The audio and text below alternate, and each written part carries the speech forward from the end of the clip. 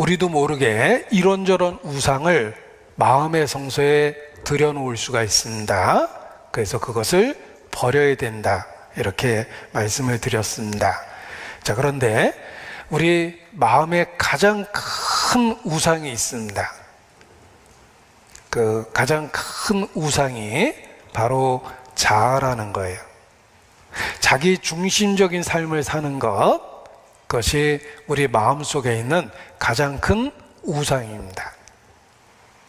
하나님께서 피조물인 사람은 자기 형상으로 지으시고 그리스도 안에서 자녀로 삼아 주셨습니다. 그래서 천사들도 살펴보기를 원하는 것이다 라고 표현되어 있는 겁니다. 천사도 부러워하는 위치를 우리에게 주셨다. 그리스도 안에서 하나님의 자녀 되는 것, 유업을 이을 상속자가 되는 것, 우리에게 주신 은혜가 그런 은혜입니다. 그래서 정말 어메이징 그레이스라고 찬송할 수밖에 없습니다. 나 같은 죄인 살리신 주의 놀라워할 수밖에 없는 은혜입니다. 내가 뭐 마땅히 누릴 것을 누리는 게 아닙니다. 어떤 분은 하나님이 우리에게 주시는 그 호의와 사랑이 마치 당연한 것처럼 생각하고 누리는 사람이 있습니다. 철없는 자식이 그런 경우가 있죠. 자기가 누리고 있는 게 그냥 당연한 것처럼 부모에게 요구하고 지내는 경우가 있는데, 인간이 정말 철이 없으면 하나님이 주시는 그 놀라운 은혜를 당연한 것처럼 생각을 합니다. 그래서 뭐 마치 짜여진 계획 속에서 하나님이 인간을 구원해 주신 것처럼 뭐 다 프로그램되어 있고 시나리오 되어 있는 거잖아. 그게 무슨 놀라운 사랑이야 라는 식의 생각을 하는 겁니다. 인간의 죄라고 일컬어질 정도로 미련하고 어리석은 생각이 하나님의 은혜조차도 은혜로 못 깨닫고 있기 때문에 그런 생각을 하는 것입니다. 제대로 진리를 진리로서 보게 되면 어메이징 그레이스입니다. 놀라운 은혜입니다. 저에게 가끔 이렇게 목사님 좋아하시는 찬송이 뭐예요? 하고 이렇게 물어보시면 뭐 그때그때 달라요, 이렇게 대답을 합니다. 그래서 어떨 때는 그 가사 때문에 좋아하다 보니까 이렇게 어떤 찬송이 이렇게 그때그때 달라지곤 합니다. 그런데 그냥 변함없이 늘 좋아하는 찬송이 있습니다. 뭐 예를 들면 우리 찬송가 410장 하나님의 은혜로 이 쓸데없는 자 왜 구속하여 주는지 알 수 없도다, 뭐 이런 찬송을 변함없이 좋아합니다. 구원에 대한 진리를 일깨워 주기 때문에 그렇습니다. 그리고 우리말 찬송에는 없지만 서양 사람이 많이 부르는 찬송 중에 또 하나를 제가 좋아합니다. 번역해서 어떻게 부르는지 모르겠는데 그냥 영어로 제가 한번 불러보면, I stand amazed in the presence of Jesus Nazarene and wonder how he could love me. I stand amazed in the presence of Jesus Nazarene. 나는 나사렛 예수의 임재 앞에 서 있습니다. 놀라워하며 서 있습니다. 어떻게 나 같은 사람을 사랑하신다고 하는지 놀라워하고 있습니다. How marvelous, 얼마나 놀랍습니까? How wonderful, 얼마나 신기하고 아름답습니까?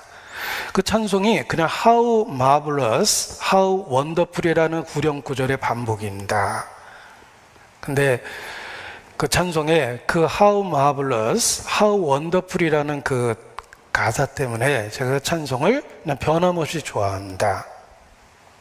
How marvelous, how wonderful. 하나님이 독생자를 주셨다라는 그 진리가 얼마나 놀랍고 크고 신기한지를 일깨워 주기 때문에 그 찬송의 가사를 좋아합니다. 이 내 아들아 라는 표현이 그리스도 안에서 우리를 부르시는 하나님의 음성입니다. 그리고 얼마나 사랑이 가득한 표현입니까? 우리가 자녀를 향해서도 똑같은 표현을 쓰잖아요.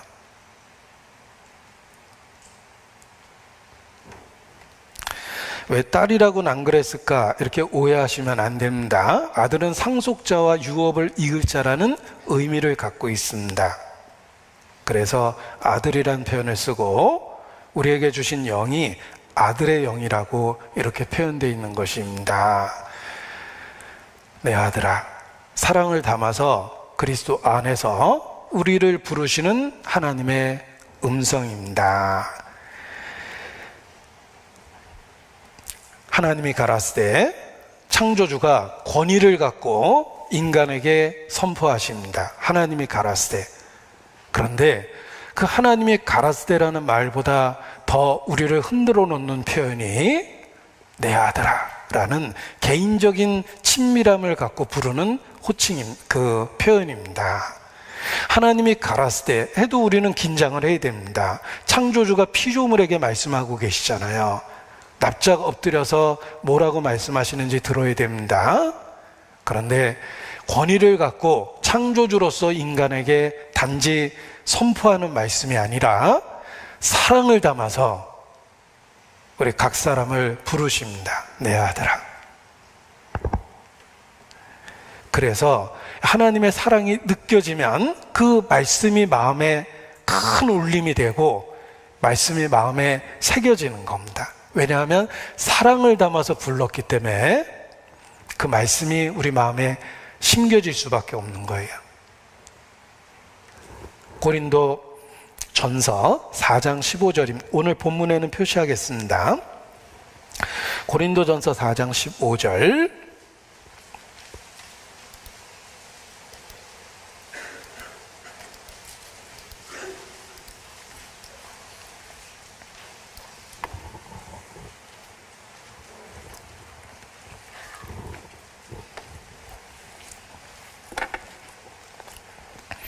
고린도전서 4장 15절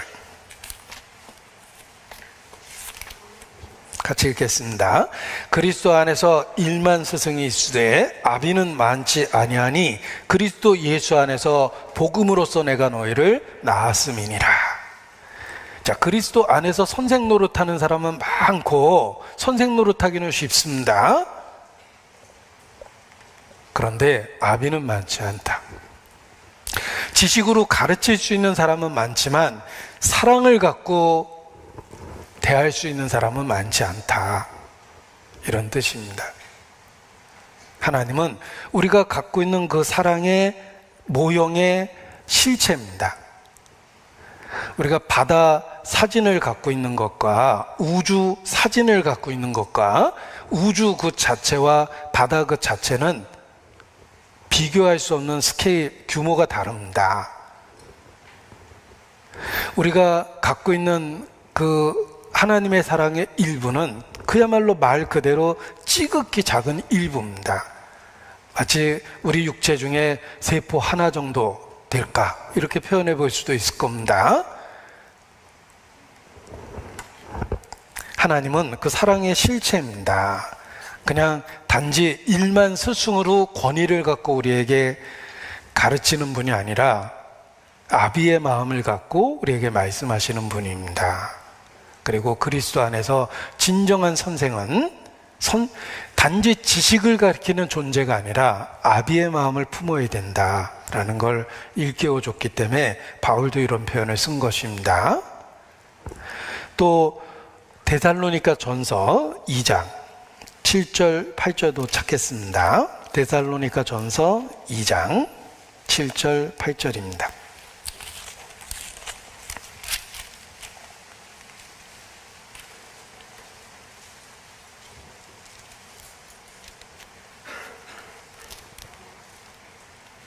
데살로니가 전서 2장 7절 8절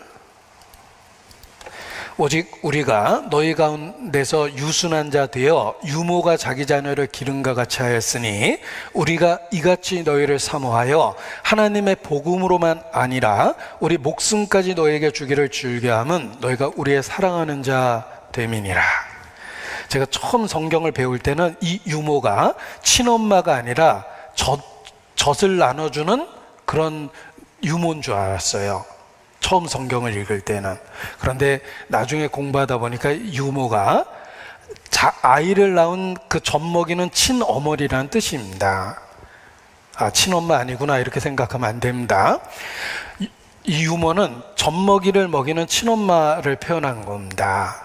젖을 먹이는 아이를 안고 있는 그 엄마가 본능적으로 그 아이를 얼마나 사랑하겠습니까? 그 아이가 태어나기까지 뱃속에 10개월을 안고 지냈어요. 그리고 목숨을 걸고 아이를 낳아서 드디어 아이하고 서로 만나서 교감을 나누고 있는 것입니다. 자기의 일부죠.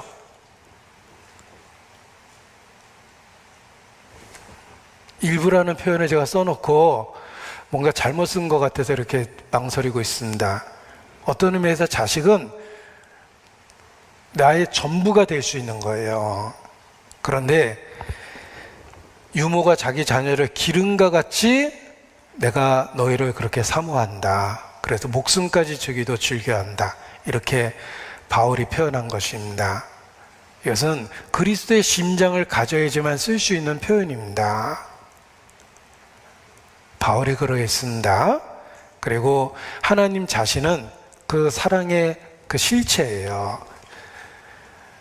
우리를 단지 선생으로서 꾸짖고 야단치고 지적질하고 이러는 게 아니라 아비로서 애정을 갖고 이야기하고 계시고 유모처럼 젖먹이 자식에게 목숨까지 내어줄 수 있는 그런 사랑으로 우리에게 말씀하고 계시다 이런 뜻입니다. 그러니까 이 내 아들아라는 표현이 어떤 배경으로 쓰신 것인지를 이해하면 그 다음에 들리는 모든 말이 우리 마음에 새겨질 수밖에 없습니다. 나에게 그렇게 뜨거운 사랑을 갖고 말씀하고 계시기 때문에 그게 들리는 거예요. 우리가 형제 자매 간에도 그렇습니다. 단지 선생 노릇하고 지적질하는 것은 누구든지 할 수 있습니다. 애정이 없어도 합니다. 그런데 정말 사랑을 갖고 대하려면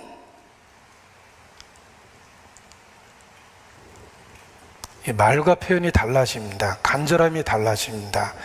그래서 누군가에게 혹 지적하고 싶으면 마음에 한 10번은 되새겨보고 그 되새겨보는 기간에 10번은 기도해 보는 거예요. 그리고 한 번 지적하고 충고하면 그게 감춰진 사랑이 느껴집니다. 그래서 들을 때 상처가 되고 기분은 나빠도 나의 유익을 위해서 하는 이야기구나 라는 것을 느끼게 됩니다.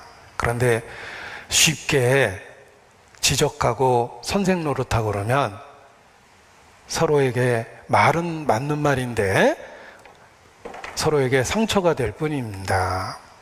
바울은 정말 사도로서의 위치를 갖고 있습니다. 그래서 아비의 마음을 갖고 너희에게 말하고 있다. 내가 유모가 자기 자녀를 기른과 같이 너희를 그렇게 사랑하고 기꺼이 목숨까지 내어주겠다라고 이렇게 고백하고 있기 때문에 우리에게 최고의 그 스승이 될 수밖에 없는 것입니다. 우리가 말은 베드로처럼 할 수 있고 바울처럼 할 수 있지만 정말 그 말을 하는 중심에 아비와 같은 마음이 있고 유모와 같은 마음이 있는가라고 생각해 보면 이 말의 절제가 될 수밖에 없습니다. 이 내 아들아라는 표현이 하나님이 그리스도 안에서 우리를 보시면서 하는 마음을 담은 표현이라는 걸 이해하셨으면 좋겠습니다. 잠언 4장 20절 다시 보겠습니다.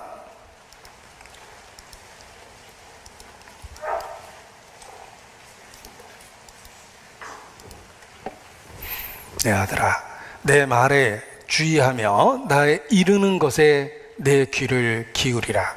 그것을 내 눈에서 떠나게 말며 내 마음속에 지키라. 그것이 얻는 자에게 생명이 되며 그 온 육체에 건강이 됨이니라. 자, 이 건강이란 단어는 요즘에 눈에 많이 띄는 단어입니다.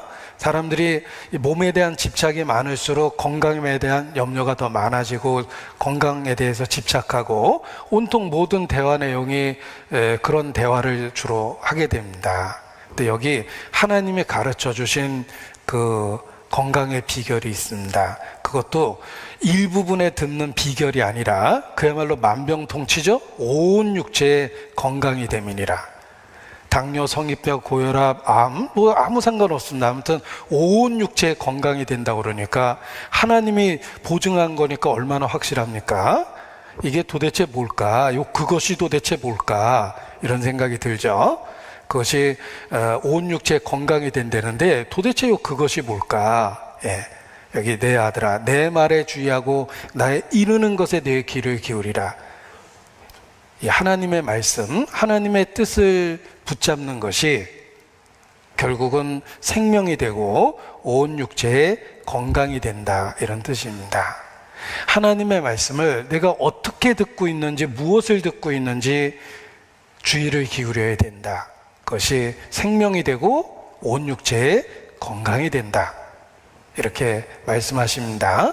내 말에 주의하며 나의 이르는 것에 내 귀를 기울이라.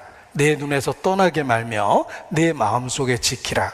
하나님의 말씀을 어떻게 듣느냐가 생명이 되고 건강을 결정한다, 이렇게 말씀해 주고 계십니다. 그래서 이 말씀을 어떻게 받아들이냐에 따라서 우리의 삶의 결과가 달라지는 것입니다.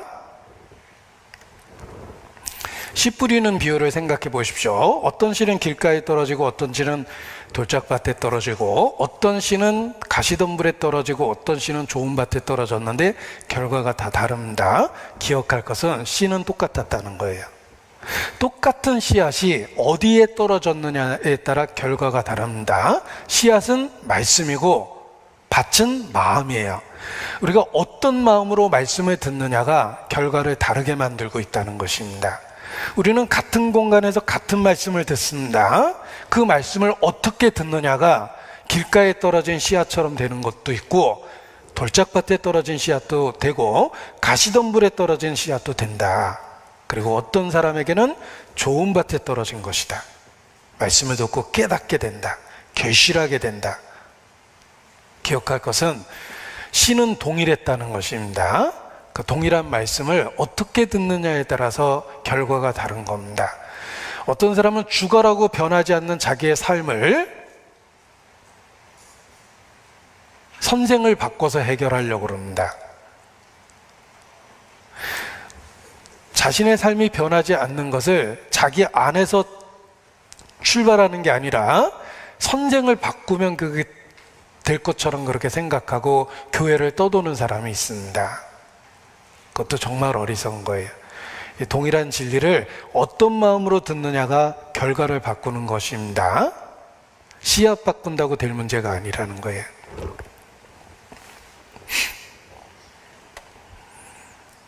그래서 여기 생명이 되고 건강이 된다고 했던 것이 우리에게 전해지는 사랑이 담겨져 있는 하나님의 말씀을 어떤 마음의 상태로 듣느냐, 어떤 자세로 듣느냐에 따라서 결과가 다르다라는 것을 일깨워 주는 것입니다. 어떤 마음으로 하나님의 말씀을 듣습니까? 우리 모범이 되는 초대교회 사례 중에 베레아 사람이 있습니다. 베레아 사람은 데살로니카에 있는 사람보다 더 신사적이어서 간절한 마음으로 말씀을 받고 그것이 그런가 하여 날마다 성경을 상고함으로 그 중에 믿는 자가 많다, 이렇게 칭찬하셨는데 베레아 사람을 생각해 보십시오. 그들은 간절한 마음으로 말씀을 받았기 때문에 결과가 생긴 겁니다. 지금도 그렇습니다. 우리가 하나님의 말씀을 어떤 마음의 밭의 상태로 듣느냐에 따라서 각각 다른 결과를 맺게 되는 것입니다. 그래서 마음이 돌짝밭 같으면 똑같은 말씀을 들으면서도 아무런 결과가 안 생기는 겁니다. 설교에 집중이 안 되고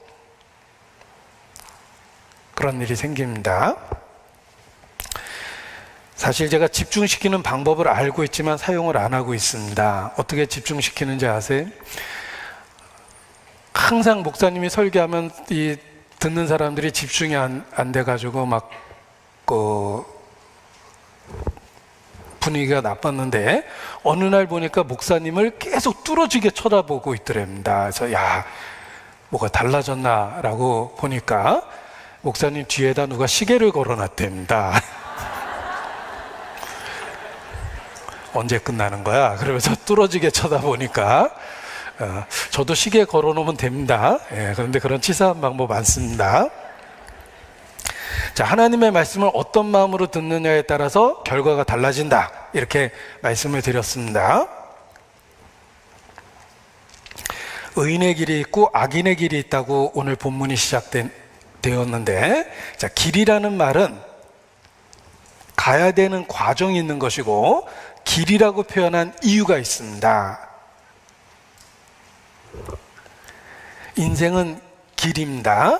어떤 길을 가느냐에 따라 도착지가 다르다는 뜻이에요. 한마디로 선택이라는 겁니다. 의인과 악인이라는 삶의 선택이 있기 때문에 길이라고 표현한 거예요. 어떤 길을 가느냐에 따라 도착지가 달라지는 겁니다. 우리가 갈래길에 보면 이정표가 있어서 도착지를 가리키고 있습니다. 그 도착지는 어떤 길을 선택했느냐에 따라서 달라지는 거예요. 인생은 운명이 아닙니다. 그냥 쓰여진 각본대로 되어지는 게 아닙니다. 우리는 시간과 공간 속에 있고 길을 가고 있고 과정을 겪고 있는 거예요. 어떤 선택을 하느냐가 도착지를 만들어내는 겁니다. 그래서 길이라고 이렇게 표현해 주신 겁니다. 우리가 어떤 마음으로 사느냐가 결국은 우리의 영원한 운명을 결정하는 것입니다. 그래서 무릇 지킬 만한 것보다 더욱 더 내 마음을 지키라, 이렇게 강조한 겁니다. 우리 마음을 어떻게 하느냐에 따라서 인생이 달라지기 때문에 그렇습니다. 하나님과의 관계에 있어서도 마찬가지입니다. 크고 첫째 되는 계명은 마음을 다하고라는 말로 시작됩니다. 하나님하고의 관계에서 첫 번째 나오는 것도 마음이에요. 하나님하고의 관계 속에 우리 마음을 어떻게 하느냐에 따라서 인생이 달라지는 겁니다. 그래서 크고 첫째 되는 계명이 무엇이니까 하나님을 마음을 다하고 목숨을 다하고 뜻을 다하고 성품을 다하고 힘을 다하여 내 하나님을 사랑하라. 이것이 크고 첫째 되는 계명이라. 하나님하고의 관계에 있어서도 첫 번째 요구된 게 마음입니다. 우리 마음을 어떻게 하느냐에 따라서 하나님하고의 관계에 있어서 더더욱 어떻게 하느냐에 따라서 삶이 달라지는 겁니다. 자, 어떤 선택을 합니까? 그리스도인이라는 말은 한마디로 예수 그리스도를 마음에 받아들인 것입니다. 어떤 교리에 대한 동의가 아닙니다. 그 시작이지 전부가 아니에요. 예수 그리스도를 우리 마음에 받아들인 것입니다. 예수 그리스도가 위치하는 자리가 우리 마음이라는 거예요. 중심이라는 거예요. 지정의가 있는 행동을 결정하는 그 중심에 예수 그리스도가 오시게 된 겁니다. 하나님하고의 관계의 첫 번째는 마음이라고 표현했는데 구세주는 우리 마음에 오시는 거예요. 우리 마음에는 그리스도인이라는 말은 우리 마음에 그리스도를 모시고 사는 사람입니다. 이게 그리스도인이에요. 단지 교리에 대한 동의가 아닙니다.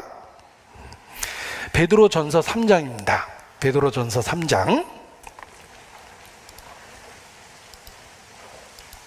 15절. 베드로전서 3장 15절.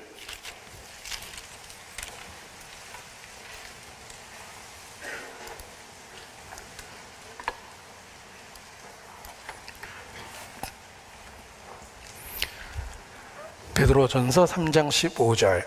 너희 마음에 그리스도를 주로 삼아 거룩하게 하고 너희 소망에 관한 이유를 묻는 자에게는 대답할 것을 항상 예비하되 온유와 두려움으로 하고.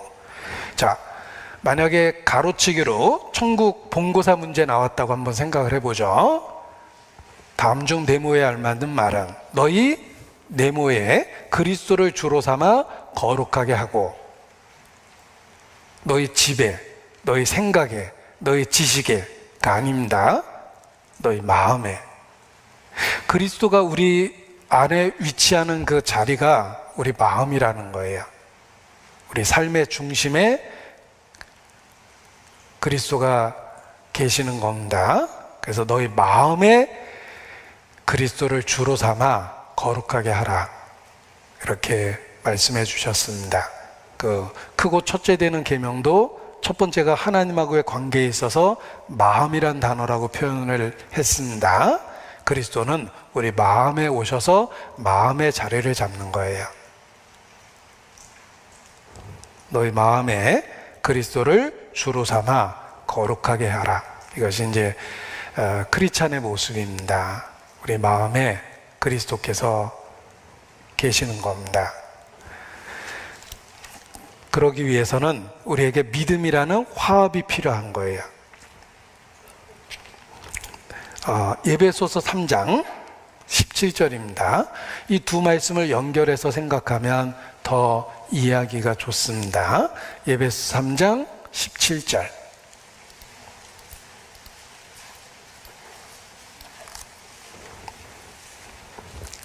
에베소서 3장 17절 같이 읽습니다. 믿음으로 말미암아 그리스도께서 너희 마음에 계시게 하옵시고 너희가 사랑 가운데 뿌리가 박히고 터가 굳어져서. 자, 그리스도가 우리 마음에 위치하고 계십니다. 믿음으로 진리를 받아들이고 화합할 때 그리스도는 우리 안에 계시게 되는데 우리 마음에 계시다, 이렇게 표현하고 있습니다. 단지 생각에 있는 것도 아니고 지식에 있는 것도 아니라 우리의 중심 그 가운데, 우리의 모든 인격을 결정하고 행동을 결정하는 그 중심, 그 마음에 그리스도가 있는 것입니다. 그래서 그리스도께서 너희 마음에 계시게 하라, 이렇게 표현했는데 성령이 오시는 위치도 그러합니다. 성령은 우리의 지식 속에 오는 게 아니에요. 지식만 바꿔놓는 게 아닙니다. 우리 마음에 오시는 거예요. 우리의 중심 그 자체에 자리를 잡고 계시는 겁니다. 그래서 성령이 우리에게 성령을 주신다 하셨을 때 성령이 어디에 계시는 걸까? 우리 마음의 중심에 있습니다. 고린도 후서 1장 22절입니다.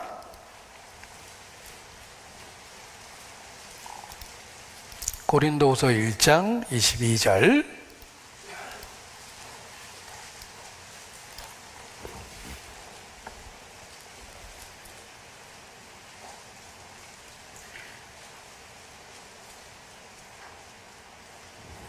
같이 읽죠. 저가 또한 우리에게 인치시고 보증으로 성령을 우리 마음에 주셨느니라. 성령을 우리 마음에 주셨습니다.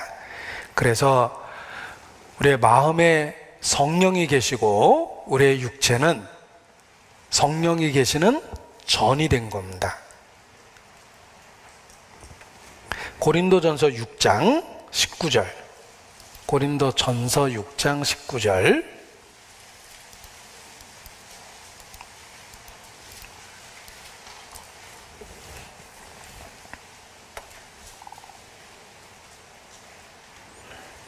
같이 읽겠습니다.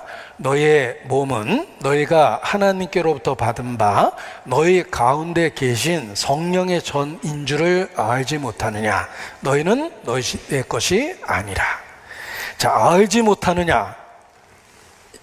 당연히 알고 있어야 될 걸 일깨워 줬는데 우리의 몸은 성령의 전이 된 거예요. 왜냐하면 우리 마음에 성령이 계시기 때문에 우리의 몸 자체가 성전이 된 것입니다. 유대인들은 46년 동안 성전을 지어놓고 자랑했습니다. 그런데 예수께서 그 46년 동안 지은 성전을 헐면 3일 만에 일으키겠다고 했다가 엄청난 그 비난을 받았습니다. 그러나 예수님은 성전된 자기 육체를 가리켜 하신 말씀이라 이렇게 돼 있어요. 46년 동안 지은 성전을 어떻게 3일 만에 짓느냐, 이게 예수님을 비난하게 된 이유 중에 하나입니다. 그러나 예수님은 자신의 죽음을 통해서 진정한 성전을 이룰 것을 말씀하셨기 때문에 3일 만에 일으키겠다 이렇게 얘기하신 겁니다. 예수님이 이 땅에 계셨을 때는 예수님 자신이 성전이었습니다. 하나님의 영이 그 가운데 계셨습니다. 그리고 예수님이 승천하신 이후 교회는 그의 몸이며 우리 각 사람 마음에 성령을 주셨습니다. 따라서 우리의 몸이 성전이 된 겁니다. 너의 몸이 성령의 전인 줄 알지 못하느냐? 알아야 된다는 거예요. 알아야지만 이 몸을 올바로 사용하고 살 수가 있습니다. 우리의 몸이 성령의 전이 되었기 때문에 예전처럼은 결코 살 수가 없는 겁니다. 15절, 6장 15절입니다.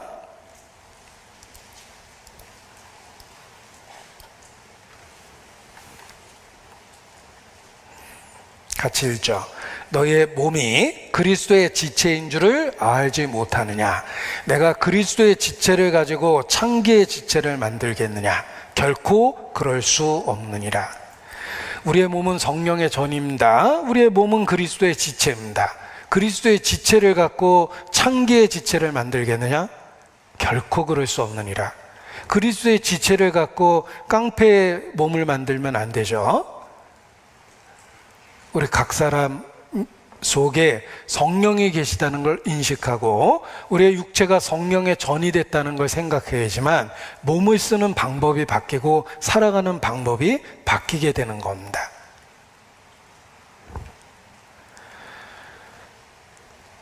우리의 몸이 성령의 전이라는 것을 기억하셔야 됩니다. 자, 어떤 분이 아주 큰 부잣집에 취직을 했는데 수십억 원 하는 그 자가용을 보는 그 자가용 기사가 됐습니다. 그래서 다른 대기업 임원이 그 대우를 받는 것과 같은 그런 대우를 받으면서 자가용 기사 노릇을 합니다. 이 주인 생각에는 내 목숨을 다루고 있는 사람이니까 내가 그만큼 대우를 해줘야 되겠지라고 생각하고 그 큰 회사에 거의 그 임원 수준의 월급을 줬답니다. 그 대단한 직장을 얻은 거예요. 자부심을 느끼고 항상 성실하게 일을 했는데 어느 날부터 주인이 일하는 패턴을 알게 됐습니다. 부르는 시간이 있고 잘 부르지 않는 시간이 있다 보니까 그 시간에 그 자동차를 갖고 놀러 다니기 시작했습니다. 자기 자동차인 것처럼 자랑하고 다니고 그랬습니다. 그리고 또 어떨 때는 그 자동차에 무슨 생선 같은 것도 싣고 어디에 갖다 주고 이런, 아무튼 자기가 필요한 대로 다 이렇게 쓰기 시작했습니다. 주인이 어느 날 손님을 모시고 차에 탔는데 자동차 안에서 온통 생선 냄새입니다. 그런 일이 자꾸 반복된다고 생각해 보십시오. 그리고 어떨 때는 정말 중요한 일이 있어서 불렀는데 어디 멀리 그 차를 갖고 개인적인 용도로 나가 있었습니다.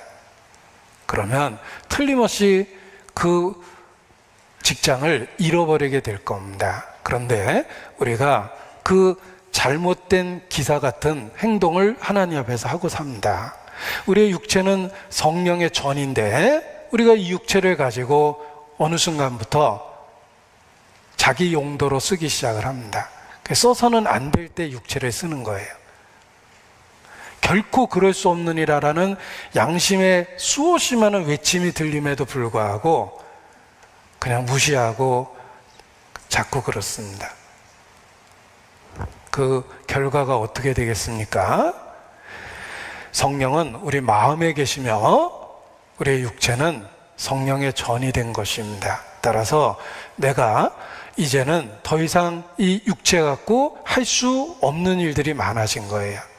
성령의 전이기 때문에 보는 것, 듣는 것, 말하는 것을 구별할 수밖에 없습니다.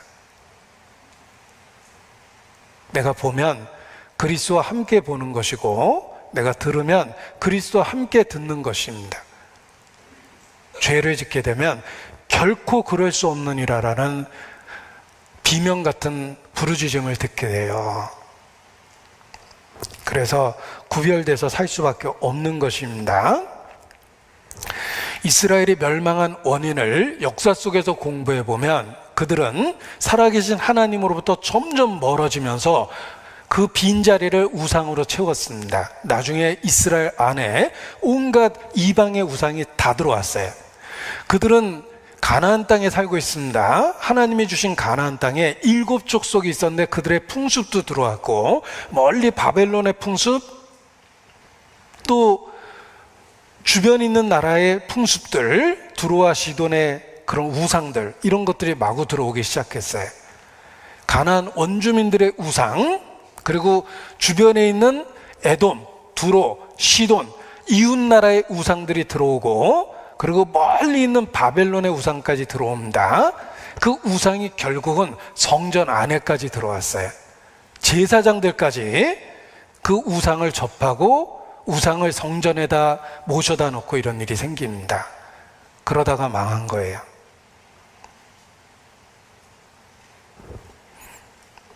그런데 그와 똑같은 일들이 그리스도인의 삶 속에 나타납니다.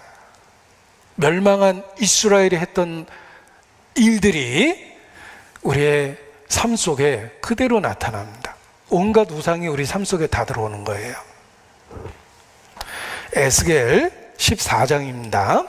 구약성경 에스겔 14장입니다.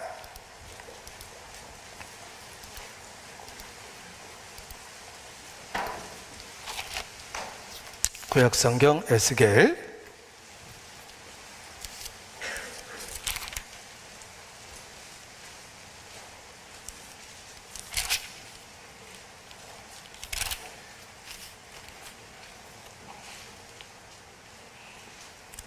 3절, 인자야, 이 사람들이 자기 우상을 마음에 들이며 죄악에 거치는 것을 자기 앞에 두었으니 그들이 내게 묻기를 내가 조금인들 용납하랴.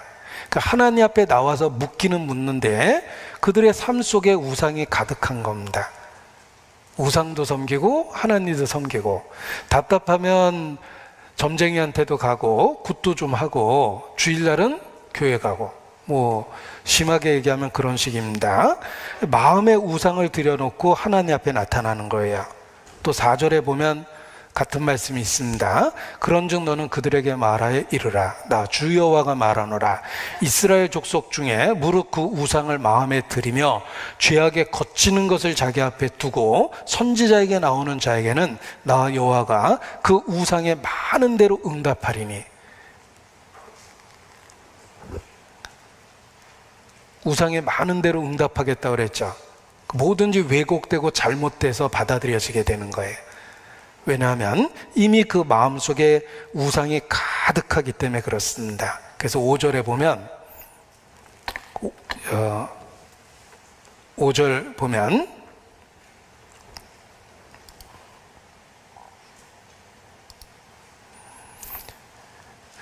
이는 이스라엘 족속이 다 그 우상으로 인하여 나를 배반하였으므로 내가 그들의 마음에 먹은 대로 그들을 잡으려 함이니라. 마음의 우상을 들으니까 결국은 그것 때문에 올무가 돼서 심판을 받게 되는 것입니다. 7절, 에스겔 14장 7절, 이스라엘 족속과 이스라엘 가운데 우거하는 외인 중에 무릇 나를 떠나고 자기 우상을 마음에 들이며 죄악에 거치는 것을 자기 앞에 두고 자기를 위하여 내게 묻고자 하여 선지자에게 나오는 자에게 나 여호와가 친히 응답할 것이다. 그들이 잘못되도록 유혹을 받게 하겠다. 이렇게 경고하고 계십니다. 자, 이스라엘 역사를 보십시오. 그들은 하나님도 섬기고 마음에 우상을 들여왔습니다. 그리고 더 충격적인 것은 하나님을 섬기는 성전 안에까지 태양신을 숭배하는 사람들이 생긴 거예요. 그래서 선지자를 통해서 이렇게 예루살렘의 타락을 보여주는데, 성전의 깊은 곳에 가보니까 성전의 제사장들이 태양신 앞에 절을 하고 그 당시에 유행하던 니무롯이라는 신을 섬기고 그런 일들을 보여줍니다. 그래서 하나님의 영광이 결국은 성전에서 머뭇머뭇하다가 떠나는 장면이 있습니다. 그리고 예루살렘이 멸망한 거예요. 그런데 이 역사가 이 마지막 시대를 사는 우리에게 똑같이 나타납니다. 그리스도인의 마음은 성전입니다. 성령이 그 마음에 계시기 때문에 그렇습니다. 그런데 조금씩 우상을 마음에 들이는 거예요. 옛날 우상들은 좀 유치하죠. 옛날 우상들을 보면 무슨 그 박물관 같은 데서 보면 그 우상들의 모양이 참 유치합니다. 야, 저런 거 놓고 복 달라고 빌었나? 미개하게? 이렇게 생각이 드는데 사실 귀신 섬기는 데는 똑같은 일이 있습니다. 우리 귀신 섬기는 데 가보면 별 희한한 모양을 잔뜩 만들어 놓고 거기다 넙죽넙죽 절하잖아요. 인도 가면 정말 많은 신들이 있습니다. 기괴합니다. 사람 몸뚱아리에 코끼리 머리 붙여놓고 섬기는 것도 있고 아무튼 참 기괴합니다. 그런데 사실 우리 마음에 들인 우상들도 영적으로 보면 다 그렇게 우스꽝스럽고 기괴한 모습입니다.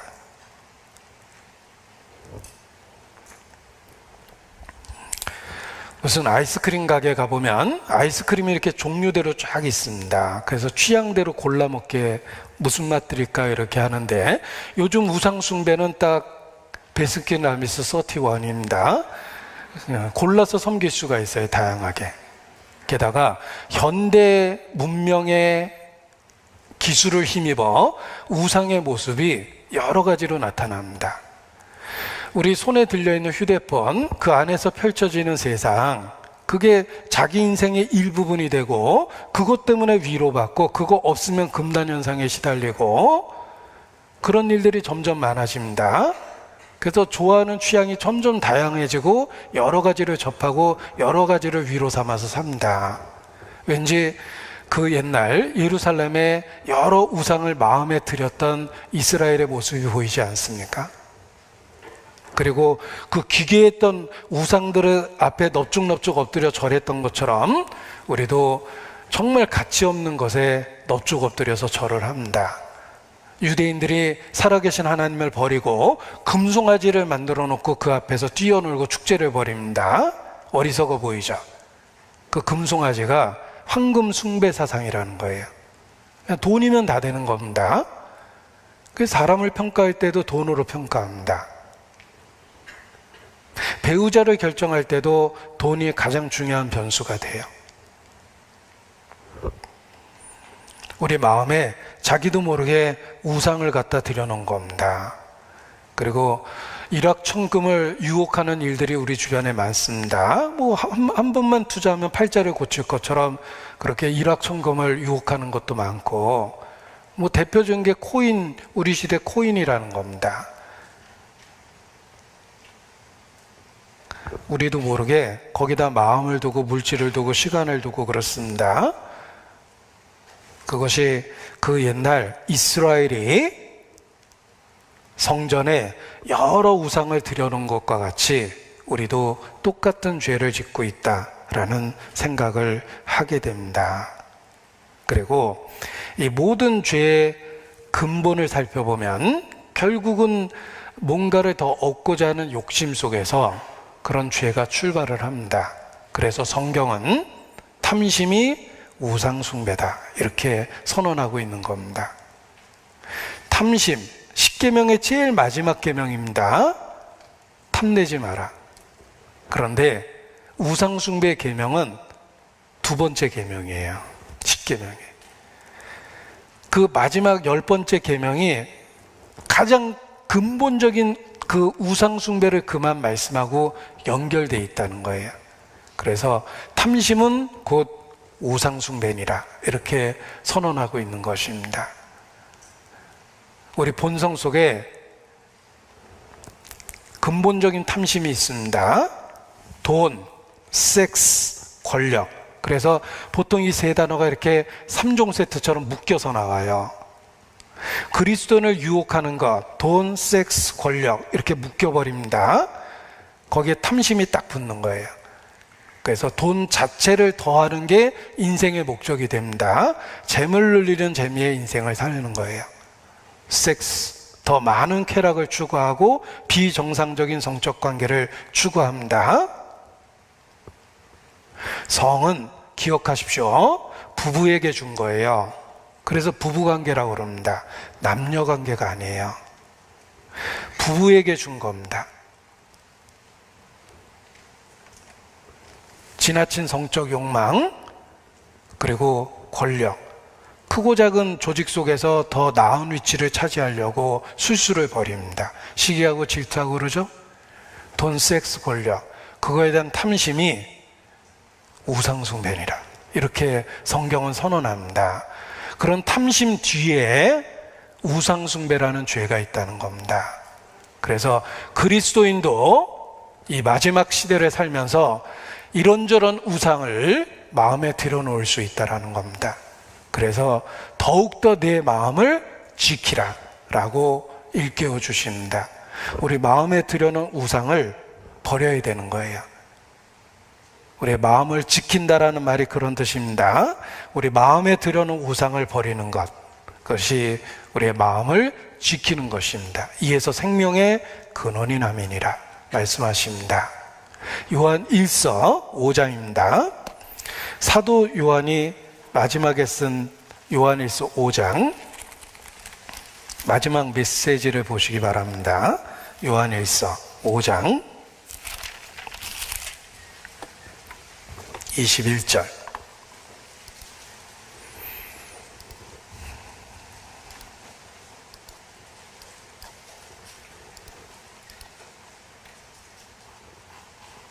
같이 읽겠습니다. 자녀들아, 너희 자신을 지켜 우상에게서 멀리하라.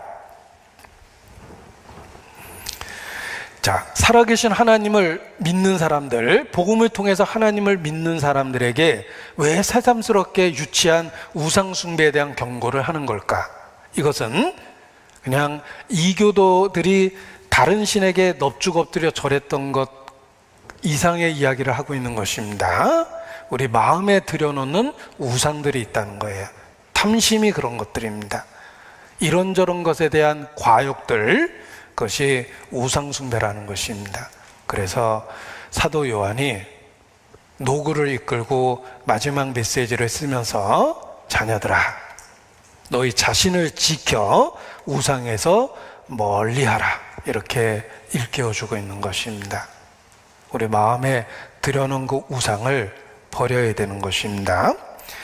우리 심장은 생명 활동의 중심이라고 이렇게 시작하는 말로 표현했는데, 대개 심장에 생기는 병들은 치명적입니다. 생명이 걸려있는 병들이에요. 뭐 심근경색, 협심증, 심장판막증, 심부전증, 부정맥, 이런 것들은 다 사느냐 죽느냐를 결정하는 심장과 관련된 질병들입니다. 그와 같이 가장 치명적인 질병이 마음에 생긴다는 것입니다. 그 마음에 이런저런 우상을 들여놓으면서 영적 생명에 위기가 생기는 것입니다. 자녀들아, 너희 자신을 지켜 우상에서 멀리하라. 우리 모두에게 필요한 말씀입니다. 더욱더 마음을 지켜야 됩니다. 우리 마음에 우상이 들어와서 자리 잡지 못하도록 마음을 지키고 살아야 됩니다. 잠언 25장입니다. 잠언 25장.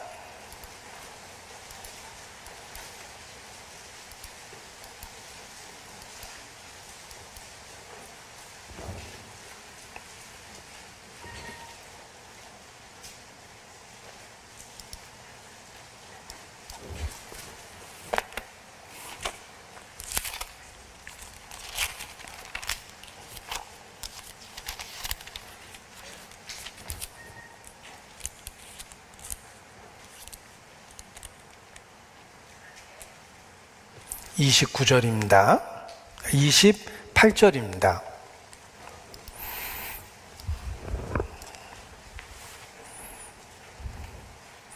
같이 읽죠. 자기의 마음을 제어하지 아니하는 자는 성읍이 무너지고 성벽이 없는 것 같으니라. 성읍이 무너지고 성벽이 없으면 적이 무단 침입합니다. 우리 마음을 제어하지 않으면 구별된 장소가 무너지는 거예요. 성소가 더럽혀지기 시작합니다. 그래서 이 땅에 존재하는 한은 우상으로부터 자기 자신을 멀리해야 되고 마음을 제어해야 됩니다. 로마서 12장 2절입니다. 로마서 12장 2절.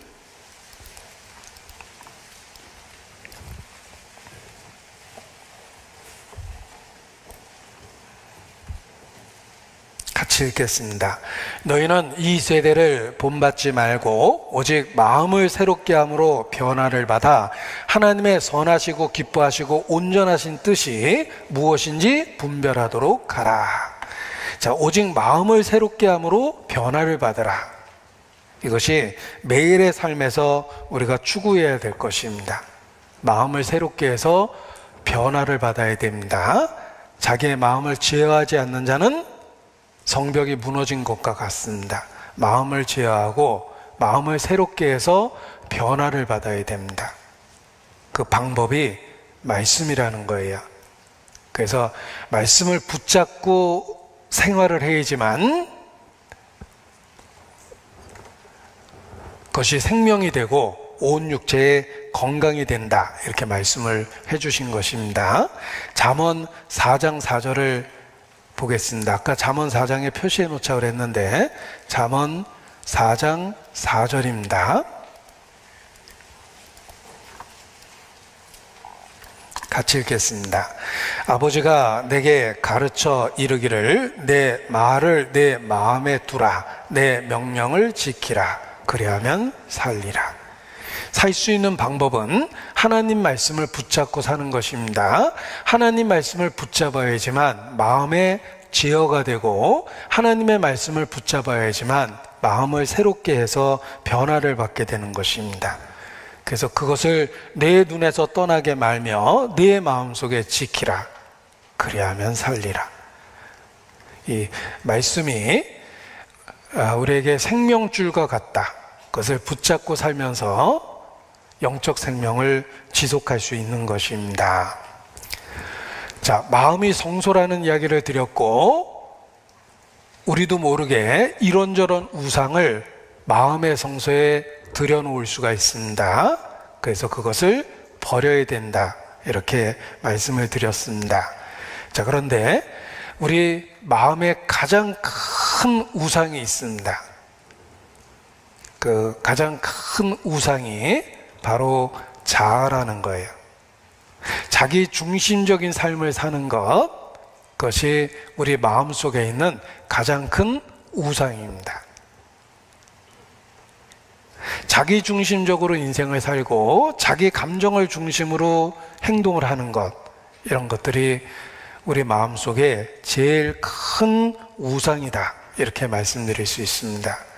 우리가 평생 우상 숭배의 죄와 싸워야 되는데 가장 큰 우상은 바로 우리 자신이라는 거예요. 자아라는 겁니다. 왜냐하면 죄는 하나님으로부터 분리되는 것이 죄며 하나님과 분리되었을 때 하나님이 있어야 될 그 중심에 자아가 자리를 잡은 거예요. 그래서 자기 행복을 위해서 자기 만족을 위해서 자기 중심적으로 삶을 산다. 그것이 자아라는 우상인 거예요. 나그네와 행인 같은 너희를 권하노니 영혼을 거스려 싸우는 육체의 정욕을 제어하라. 영혼을 거스려 싸우는 육체의 정욕, 그것이 바로 우리의 자아 안에 있는 겁니다. 그래서 우리에게 제일 조심해야 될 우상이 바로 자아, 우리 자기중심적인 그 삶 자체가 우리에게 있는 가장 큰 우상이다. 이렇게 표현할 수 있습니다. 우리는 다 양 같아서 그릇 행하여 각기 제 길로 갔거늘. 여호와께서는 우리 무리의 죄악을 그에게 담당시키셨도다. 우리 무리의 죄악이 무엇이냐면 각기 제 길로 간 것, 자기 중심적인 삶을 산 것, 이것이 죄입니다. 그리고 최고의 우상이라는 거예요. 자, 선악과를 먹었을 때 어떤 일이 생겼습니까? 벌거벗었다는 사실을 알게 됩니다. 그리고 선악을 아는 일에 우리와 같이 하나가 되었다. 선악과를 먹은 결과가 선악을 아는 일에 하나님같이 됐다고 표현하고 있습니다. 그것은 선악의 기준을 자기중심적으로 갖게 됐다는 뜻입니다. 선과 악의 기준은 하나님만이 정하시는 겁니다. 창조주기 때문에 하나님이 정하시는 거예요. 그런데 인간이 선악과를 먹은 결과 자기중심적인 삶을 살게 되고 선악의 기준을 자기에게 둔 거예요. 자기의 소견에 옳은 대로 행하였더라. 그러니까 자기 인생을 자기 마음대로 사는 겁니다. 우리는 다 양 같아서 그릇 행하여 각기 제 길로 갔습니다. 그런데 구원을 받게 되면 예수님을 마음의 주로 모시게 되며 예수님을 선악의 절대적인 기준으로 삼게 되는 겁니다. 하나님의 말씀 자체를 기준으로 삼게 되면서 선악의 기준을 바로 갖게 되는 거예요. 우리 마음에 있는 최고의 우상은 자아입니다. 그리고 예수님을 구주로 모신다는 뜻은 자아를 포기하고 그 위치에 주님을 모시는 겁니다. 이제는 주님이 선과 악을 결정하고 내가 좌해야 할지 우해야 할지 주님이 결정하는 겁니다. 우리 중에 누구든지 자기를 위하여 사는 자가 없고 자기를 위하여 죽는 자가 없도다. 주님이 사냐 죽느냐도 결정하고 그리고 내가 어떻게 무엇을 해야 될지도 주님이 결정하는 거예요. 왜냐하면 내가 있었던 그 자아라는 중심 속에 이제는 예수님을 모시게 되었기 때문에 그렇습니다. 그래서 진정한 그리스도인은 고백하게 됩니다. 내가 그리스도와 함께 십자가에 못 박혔다.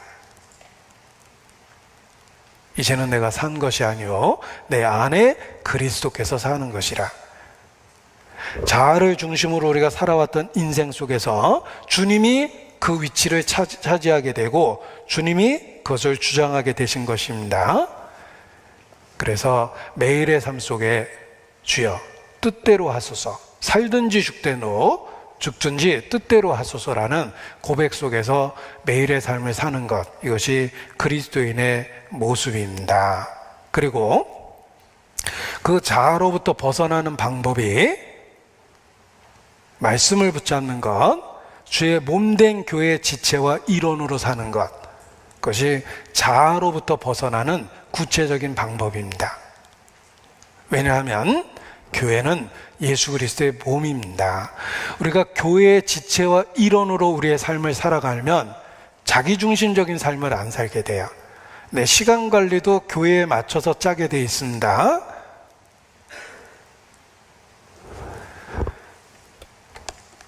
그래서 교회와 함께하면 교회 계획 속에 함께 있게 되고 교회가 일할 때 나도 일하게 되고 교회가 기뻐할 때 나도 기뻐하게 되고 교회가 고통받을 때 나도 고통받게 됩니다. 자아 중심이 아니라 주님 중심으로 살아가는 실제적인 삶이 되는 거예요. 그래서 우리가 교회를 소중하게 여기는 겁니다. 자, 교회를 설명할 때 머리와 몸으로 비유합니다. 마디와 힘줄로 도움을 입고 연락하고 상합한다. 마디와 힘줄로 각 마디를 통하여 도움을 입음으로 연락하고 상합합니다. 이게 교회의 비밀이에요. 우리가 교회와 함께하면 자기중심적인 삶에서 벗어나게 됩니다. 그래서 내가 자유롭게 쓸 수 있는 시간의 대부분도 교회와 함께 쓰게 되고 교회가 있는 곳에 내가 있게 되고 교회가 일하는 순간에 나도 일하게 되고 교회가 기뻐하는 일에 나도 기뻐하게 되고 교회가 고통받는 그때 나도 고통받게 되고 그러면서 자기중심적인 삶에서 드디어 벗어나게 되는 것입니다. 이 하늘나라의 스파이라는 말을 드물지만 씁니다. 스파이는 신분을 감추고 조국을 위해서 일하는 것입니다. 우리는 하늘나라의 스파이입니다. 이 스파이라는 어감이 좋지 않아서 이렇게 쓰기가 좀 망설여집니다. 그런데 잘 생각해 보십시오. 신분은 다양하게 갖고 있지만 그곳에 있는 이유는 조국과 조직을 위해서예요. 그래서 자신의 신분은 다양하게 갖고 있지만 조국을 위해서 계속 협동하고 일을 합니다. 그와 같이 우리는 다양한 모습으로 이 땅에서 살고 있습니다. 다양한 연령대, 다양한 모습으로 살고 있는데 근본적으로 주님이 여러 모양으로 살아내시는 거예요. 그리고 그 주님의 몸된 교회 안에서 우리가 자기 역할을 하면서 하늘나라를 위해서 일하고 있는 겁니다. 그리고 정말 신기한 것은 교회와 하나 돼서 생활하면 자기중심적인 삶이 없어져요. 마치 조국을 위해서 그 사람이 존재하는 것처럼 주님을 위해서, 교회를 위해서 존재하는 것처럼 그렇게 여겨집니다. 그래서 자기라는, 자아라는 우상숭배에서 벗어나서 살게 되는 것입니다. 그리고 이 일하는 시간을 주님께서 우리에게 일시적으로 주신 거예요. 우리의 이 땅에서의 삶이 일시적이라는 걸 기억해 보십시오. 일하는 시간도 지극히 일시적이에요. 그리고 우리를 기다리는 것은 영원한 안식이 기다리고 있는 겁니다. 따라서 일할 수 있는 그 시간 안에 우리가 열심히 일하다가 주님을 만나서 안식에 들어가는 것이 필요한 것입니다.